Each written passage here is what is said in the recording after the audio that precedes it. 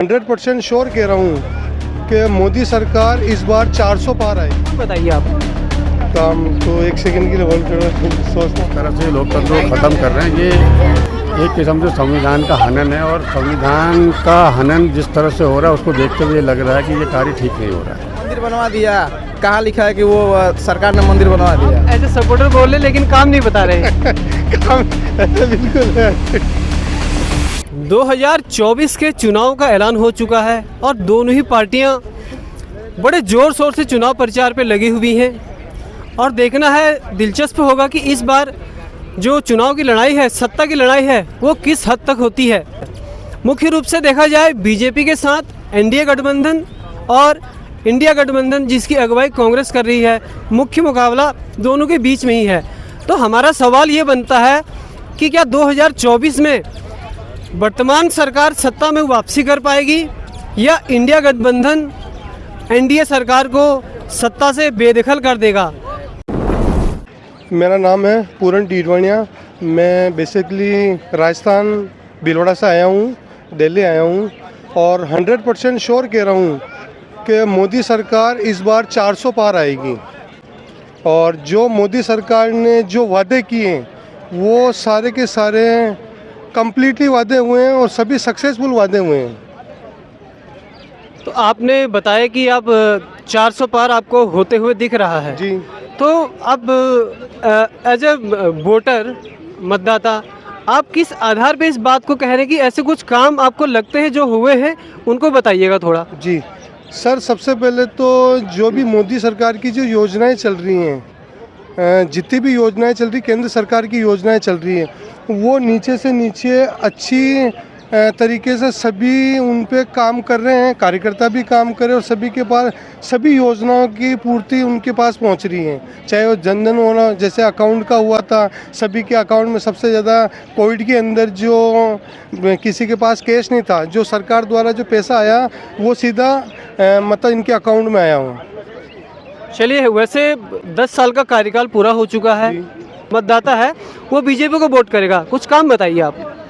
काम तो एक सेकंड के लिए होल्ड करो, सोचना पड़ेगा। नहीं, आप देखिए, आपने बोला कि बीजेपी 400 पार करेगी, किसी आधार पे कहा, तो उस मेरा कहने का मतलब है कि आप जो सोच रहे हैं कि आपने बताया कि वादे पूरे किए, तो किस तरह के वादे आपको पूरे होते हुए दिखे, उनके बारे में थोड़ा बताइए। कुछ ऐसा काम बताइए जिससे लगे कि वाकई में इस ब्याह पे दोबारा से बीजेपी को चुनाव जिताना बनता है।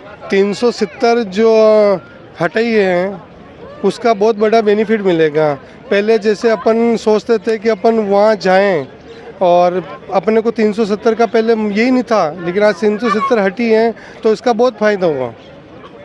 नहीं, आपने बोला 370, मैं भी मानता हूँ कि सही ढंग से हटाई गई, लेकिन उसके बाद भी जम्मू कश्मीर आना जाना तो एक पर्यटन के तौर पे पहले से ही पहले से ही जो है चलता आ रहा था। जैसे और कुछ बताइए। वहाँ अपन लोग प्रॉपर्टी नहीं खरीद सकते थे, आम आदमी वहाँ प्रॉपर्टी अब खरीद सकता है। राम मंदिर बना, आज राम राज्य हो गया पूरा। चुनाव सरकार, केंद्र सरकार वहाँ पे कराएगी, उसके बाद जब लोकल गवर्नमेंट सत्ता संभालेगी, कानून व्यवस्था का असर तब नजर आएगा। ये तो उसके बाद देखा जाएगा। और आपने राम मंदिर की बात करी, और कोई काम बताइए। बाकी तो सभी योजनाएं चल रही हैं, अच्छी योजनाएं चल रही हैं केंद्र सरकार की। योजनाएं तो पहले कांग्रेस की सरकार में भी चली आ रही थी ना, जैसे आप देखें आवास योजना, उसको प्रधानमंत्री आवास योजना, और राशन भी जो है पहले दिया जाता था। शौचालय, महिलाओं के लिए शौचालय वगैरह। आज पहले बहन बेटियां के लिए कितना दुख होता था कि जब इनके शौचालय नहीं होते थे, और आज घर घर में शौचालय हो गए हैं।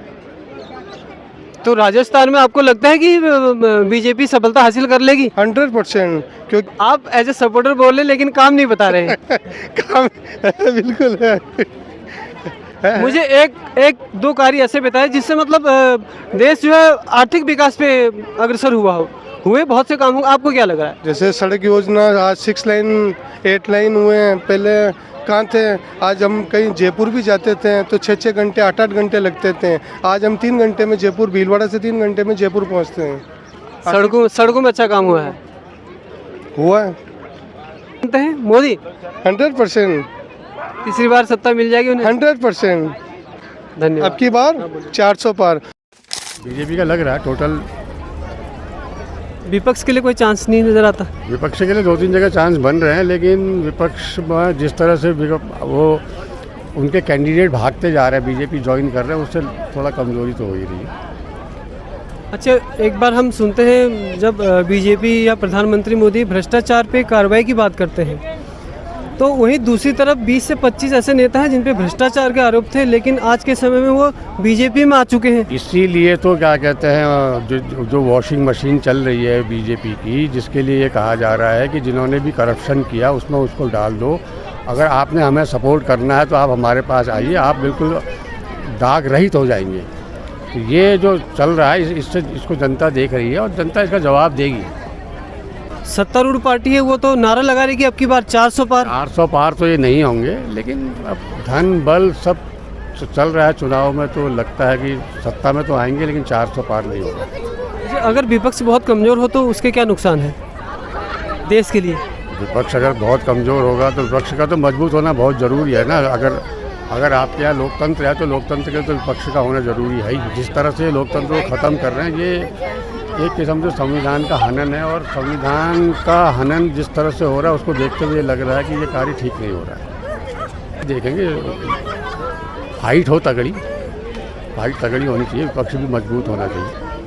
अच्छा, इन्होंने जिस तरह से कांग्रेस के कब सील्ड कर दिया, उनको खाते फ्रीज कर दिए। हाँ, जिस खाते फ्रीज कर दिए वो भी गलत किया इन्होंने। उसकी टाइमिंग पे क्या कहना चाहेंगे? चुनाव जैसे ही घोषित हुए, चुनाव से पहले हुआ है ना। अगर केजरीवाल जी भी अगर बंद हुए हैं या इससे पहले जो जिन लोगों पर इन्होंने एक्शन लिया वो चुनाव से पहले लिया है। 2-3 महीने पहले लेते या चुनाव के बाद लेते तो दूसरी बात होती। तो लोगों में ये मैसेज जा रहा है कि ये सब चुनाव की वजह से ही आपस में राग द्वेष चल रहा है।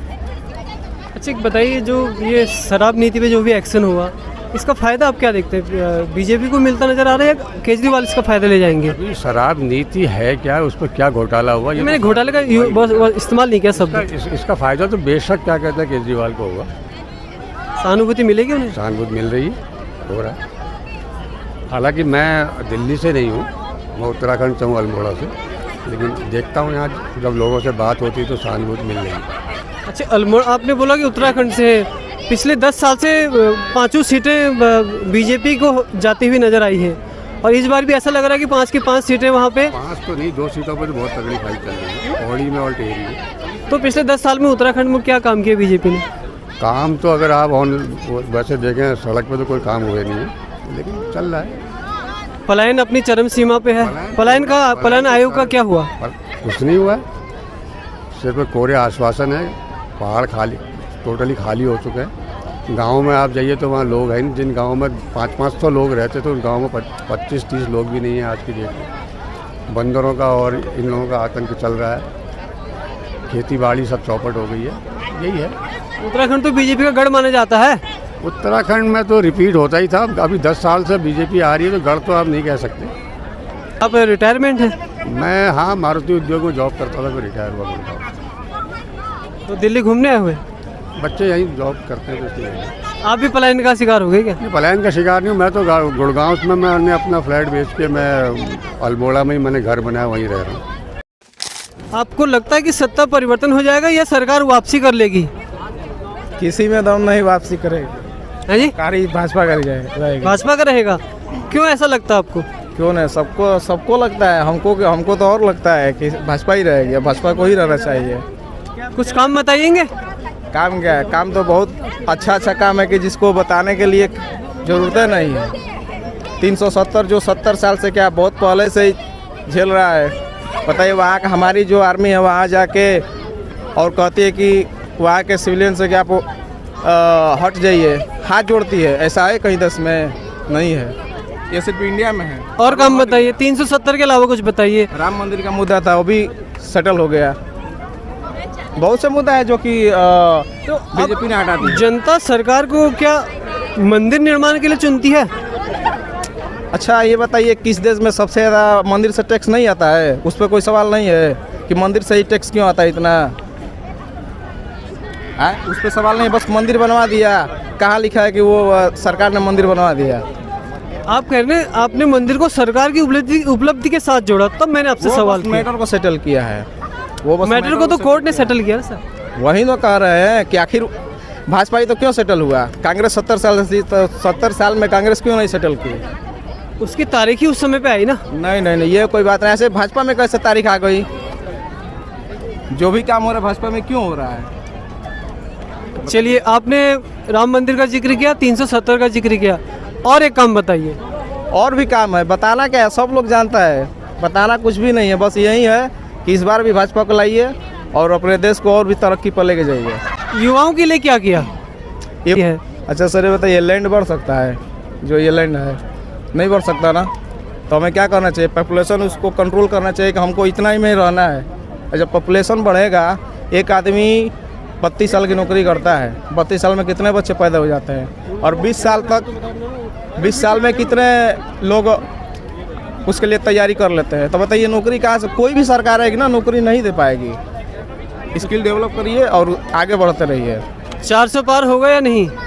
अब ये तो होगा, हमको तो लग रहा है कि होगा, लेकिन होगा पक्का। कहाँ से बिलोंग करते हो? हम बलिया जिला से करते हैं। तो सत्ता की वापसी हो जाएगी या आपको लगता है कि सत्ता चेंज हो जाएगी?